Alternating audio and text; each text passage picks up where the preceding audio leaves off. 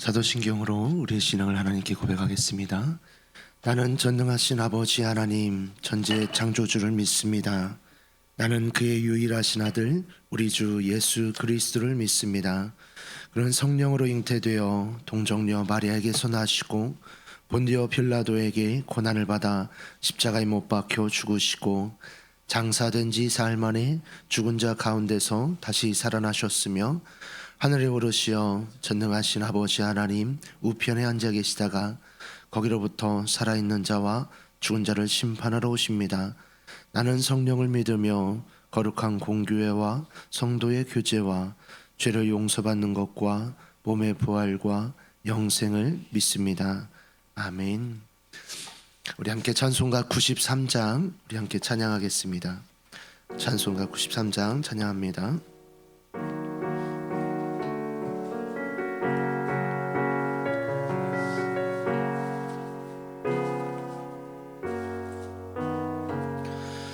예수는 나의 힘이요 내 생명 되시니 구주 예수 떠나 살면 죄 중에 빠지리 눈물이 앞을 가리고 내 맘에 근심 쌓일 때 위로하고 힘주시리 주 예수 예수는 나의 힘이요 내 친구 되시니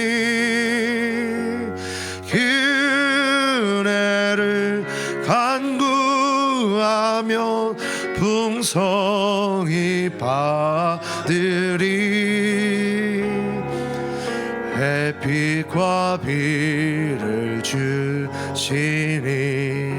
주수할 곳이 많도다 귀한 열매 주시는 이 주 예수 예수는 나의 힘이요 내 기쁨 되시니 그 명령을 준행하여 늘 충성하겠네 주야로 보호하시며 바른 길 가게 하시니 의지하고 따라가리 주 예수 예수는 나의 힘이요 내 소망 되시니 이 세상을 떠나갈 때 곧 영생 얻으리 한없는 복을 주시고 영원한 기쁨 주시니 나의 생명 나의 기쁨 주 예수 아멘. 오늘 우리에게 주시는 하나님의 말씀은 갈라디아서 5장 1절에서 12절까지의 말씀입니다. 갈라디아서 5장 1절에서 12절까지의 말씀 우리 한 절씩 교독 후 마지막 절을 합독하도록 하겠습니다. 그리스도께서 우리를 자유롭게 하려고 자유를 주셨으니 그러므로 굳건하게 서서 다시는 종의 멍에를 매지 말라. 보라, 나 바울은 너희에게 말하노니 너희가 만일 할례를 받으면 그리스도께서 너희에게 아무 유익이 없으리라. 내가 할례를 받는 각 사람에게 다시 증언하노니 그는 율법 전체를 행할 의무를 가진 자라. 율법 안에서 의롭다함을 얻으려 하는 너희는 그리스도에게서 끊어지고 은혜에서 떨어진 자로다. 우리가 성령으로 믿음을 따라 의의 소망을 기다리노니 그리스도 예수 안에서는 할례나 무할례나 효력이 없으되 사랑으로서 역사하는 믿음뿐이니라. 너희가 다름질을 잘하더니 누가 너희를 막아 진리를 순종하지 못하게 하더냐. 그 권면은 너희를 부르신 이에게서 난 것이 아니니라. 적은 누룩이 온 덩이에 퍼지느니라. 나는 너희가 아무 다른 마음을 품지 아니할 줄을 주 안에서 확신하노라. 그러나 너희를 요동하게 하는 자는 누구든지 심판을 받으리라. 형제들아, 내가 지금까지 할례를 전한다면 어찌하여 지금까지 박해를 받으리요. 그리하였으면 십자가의 걸림돌이 제거되었으리니 너희를 어지럽게 하는 자들은 스스로 베어버리기를 원하노라. 아멘. 기도하겠습니다. 사랑의 아버지 하나님, 참으로 감사합니다. 하나님, 월요일 새벽 이 시간 첫 시간을, 하루의 첫 시간을 주님 앞에 올려드립니다. 우리가 하나님 앞에 말씀 따라서 살고자 하나님, 우리가 주님 앞에 간구하며 오늘 하루의 첫 시간을 드립니다. 하나님, 주님 앞에 나올 때 하나님 감사의 물로 또한 1,000번째 예물로 하나님 앞에 드렸습니다. 하나님, 주께 드린 예물 위에 하나님 그 서원의 기도 제목 위에 하나님 들어 응답하시고 또한 날마다 더 큰 감사와 하나님 고백이 넘쳐날 수 있는 복된 삶 되어질 수 있도록 복의 복을 더하여 주시옵소서. 하나님, 오늘 이 새벽도 주님 앞에 하나님 간구하며 믿음으로 살고자 몸부림치며 하나님 믿음의 결단으로 주님 앞에 나왔습니다. 주님, 주께서 온전히 고백하며 결단하는 하나님 사랑하는 성도마다 주님 축복하여 주시고 하나님 함께하여 주시옵소서. 특별히 하나님 몸의 질병으로 인하여서 아픔으로 인하여서 하나님 기도 제목 가지고 나온 성도 위에 주님께서 아버지 응답하시고 그가 채찍에 맞음으로 우리가 나음을 입었도다 말씀하신 것처럼 온전히 우리를 하나님 온전케 하시며 우리를 주님께서 온전히 치유하시기 위해서 하나님 채찍에 맞으시고 우리 가운데 십자가 구속의 능력을 베푸신 것을 온전히 믿고 나아가오니 주여, 주님께서 온전히 하나님 치유하시고 회복시켜 주시옵소서. 부족한 종 말씀 들고 다니셨습니다. 부족한 종은 가리워 주시고 살아 운동력 있는 말씀이 전하는 자나 듣는 자 모두에게 오늘 하루 주장되어지며 우리를 견인하는 복된 삶 되어질 수 있도록 인도하여 주시옵소서. 우리 주 예수 그리스도 이름으로 기도합나이다. 아멘. 할렐루야. 오늘 말씀 전하기에 앞서서 광고 하나 드립니다. 김태임 권사님의 모친 김용배 집사님의 빅모께서 돌아가셨습니다. 어제 소천하셨고요. 빈소는 충남대학교 병원 장례식장 특 5실입니다. 입관은 오늘이고요. 위로 예배는 오늘 오후 5시에 있습니다. 교회에서는 오후 4시에 출발하도록 하겠습니다. 발인은 내일 아침 7시입니다. 김태인 권사님은 구여전도이고 김용배 집사님은 삼남전도입니다. 구역은 4교구 56구역입니다. 많은 위로와 많은 주문 부탁드립니다. 할렐루야. 이 새벽에 나온 성도님들에게 주연의 축복이 가득하길 축복합니다. 우리가 계속해서 이제 갈라디아서 말씀을 우리가 함께 보고 있습니다. 사도 바울이 이제 전도 여행을 하고 돌아와서 그 가운데 들려오는 소식들, 그리고 또한 성도들을 생각하면서 편지를 쓴 내용들이 이제 서신서의 말씀에 계속 기록되어지는데요. 이 갈라디아서 말씀은 갈라디아 교인들 가운데 그들 가운데 들려왔던 문제, 특별히 거짓 율법 교사로 인하여서 흔들리고 있는 그 교인들, 그 믿음들을 붙잡아주기 위해서 서신서의 말씀을 쓴 것입니다. 5장에 들어서서 그들 가운데 있었던 할례 문제 부분들에 대해서 더 그들 가운데 흔들리는 부분들을 더 다시 붙잡고자 이제 계속해서 말씀을 편지를 써내려가 가는 것을 보게 됩니다.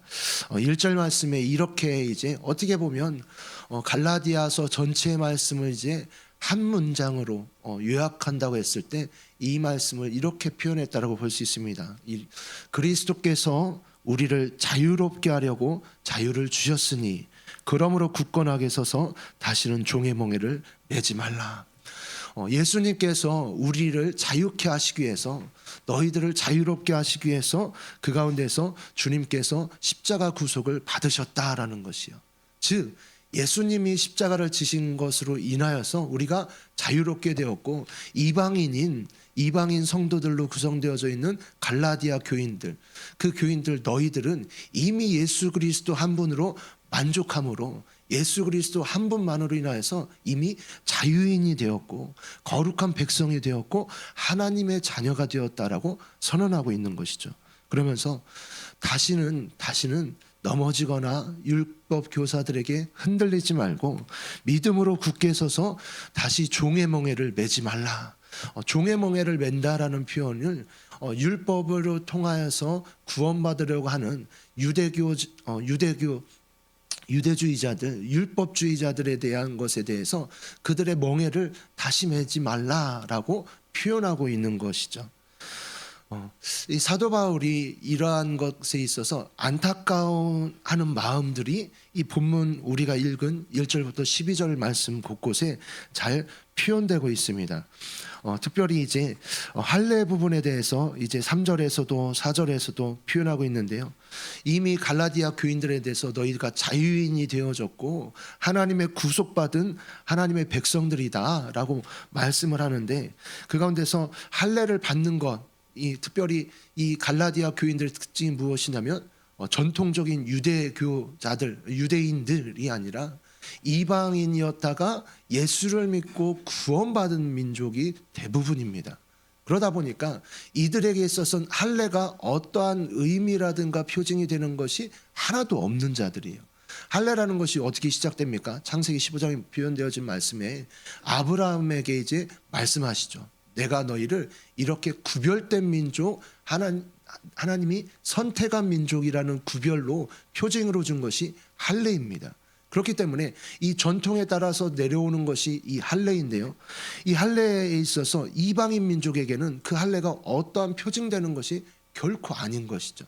그런데 그럼에도 불구하고 할례를 받는다라는 이것은 그들로 하여금 우리가 이 율법 전체를 행하는 율법주의자들의 그것을 대표적인 표징으로 표현되는 것이 할례인 것입니다. 그렇게 이 율법주의자들의 그것을 따라서 우리는 율법을 따르는 유대교로서 개종하겠다라는 의미를 내포하고 있는 것이에요.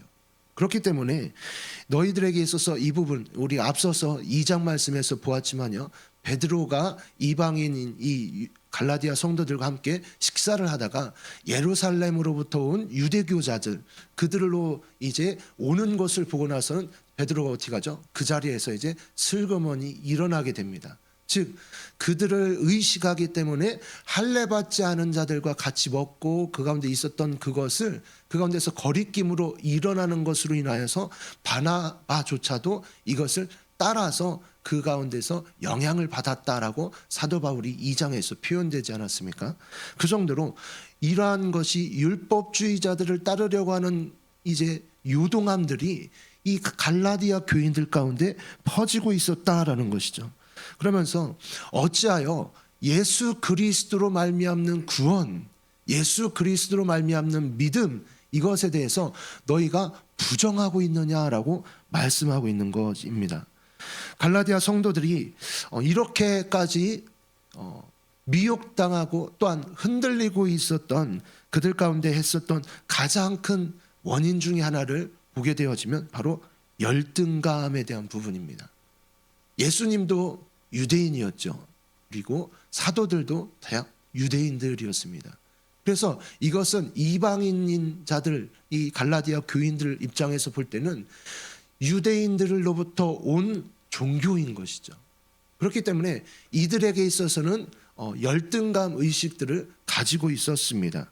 이것을 잘 볼 수 있는 대목 가운데 하나가 예수님이 사마리아 여인과 대화할 때 예수님을 향하여서 당신은 유대인인데 어찌하여 이방인인 사마리아인인 나에게 말을 겁니까? 라고 표현할 정도였습니다.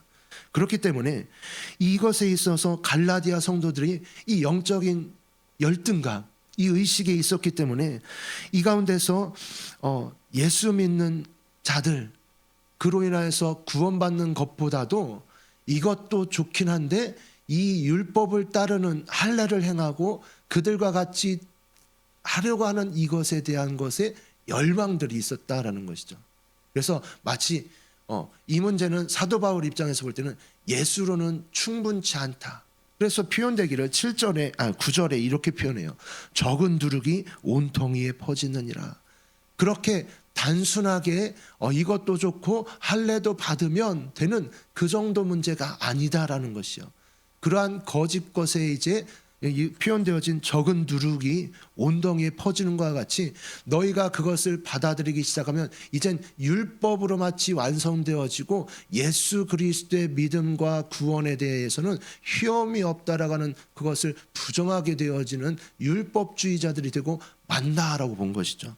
그래서 사도 바울의 이제 계속되어지는 논계 주장들을 이제 펼쳐나가는 것을 보면 예수 그리스도를 믿는 믿음과 율법을 따르는 것이 양립될 수 없다라는 것이요. 같이 공존할 수 없다라는 것이죠. 마치 우상 숭배하면서 예수 그리스도를 믿고 따른다는 것, 하나님을 믿고 따른다라는 것은 공존할 수 없다라고 계속해서 구약에서 말씀해 왔던 것 같이 신약에 들어선 시점인데도 불구하고 이것 가운데 그들 가운데 흔들리는 이자들 가운데 그 가운데서 말씀하고 있는 것이요.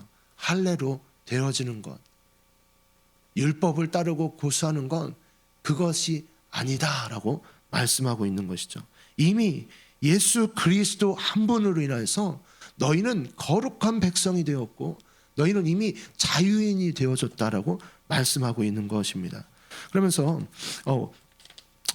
5절과 6절 말씀에 보면 우리가 성령으로 믿음을 따라 의의 소망을 기다리노니 그리스도 예수 안에서는 할례나 무할례나 효력이 없으되 사랑으로서 역사하는 믿음뿐이니라 라고 말씀합니다. 성령으로 믿음을 따라 의의 소망, 즉 예수님의 재림과 또한 하나님의 나라가 완성되어지는 그 소망, 그것을 기다리고 있는데 예수 그리스도께서 통치하신 나라에서는 할례자나 무할례자나 즉 유대인들이나 이방인들이나 그 가운데서 구분이 없고 오직 사랑 안에서 역사하는 믿음뿐이다라고 말씀을 하면서 그 가운데 선언하고 있는 것이에요. 그는 예수님도 믿고 할례도 받으면 이것은 되지 않느냐라는 그러한 태도들, 그러한 부분들에 있어서 그것 가운데서 염려하면서 그러한 것이 아니다라며 적은 누룩이 온 덩이에 퍼진다. 너희들의 그 작은 그 생각이 온 덩이에 이제 누룩이 퍼져서 부풀게 되어지는 것처럼 그 작은 생각으로 인해서 너희가 예수로는 충분치 않다. 예수로는 구원이 완성될 수 없다라는 그러한 것으로 이르게 되어진다라고 사도 바울은 말씀하고 있는 것이에요. 이 말씀을 읽으면서 이제 생각났었던 사건이 하나 있습니다. 무엇이냐면 아나니아와 삽비라 사건이에요. 아나니아와 삽비라 사건이 무엇입니까?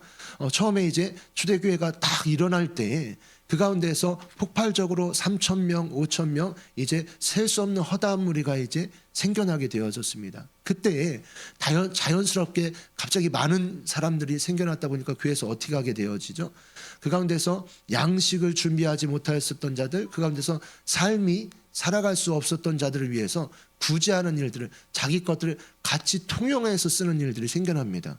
그때에서 많은 사람들이 이제 자기의 밭을 팔기도 해서 내놓기도 하고 그렇게 되면서 와 역시 믿음이 좋은 아무개 이러면서 이런 일들이 벌어질 때 아나니아와 삽비라가 무엇을 합니까?